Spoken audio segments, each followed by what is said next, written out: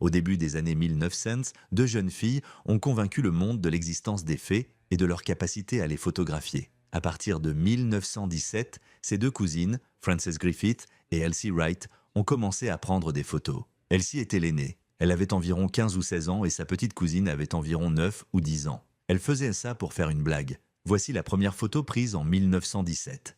Frances entourée de fées dansantes. Voici la photo prise quelques mois plus tard, également en 1917, montrant Elsie avec un gnome.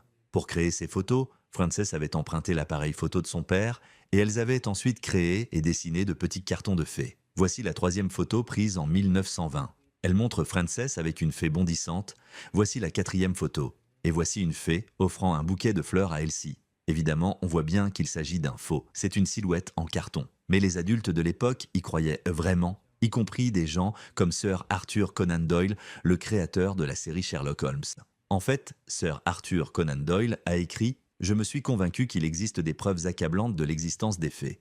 Bien sûr, il y avait des sceptiques. Certains n'arrivaient pas à croire que ces fées puissent arborer des coiffures aussi à la mode des années 1920. Mais la plupart des gens voulaient croire que les fées avaient été filmées et qu'elles étaient réelles. Les filles n'en ont jamais rien dit, pas pendant des décennies, car elles ne voulaient pas embarrasser ceux qui y avaient cru, ce qui est très gentil de leur part. En fait, c'était un canular qui est allé trop loin.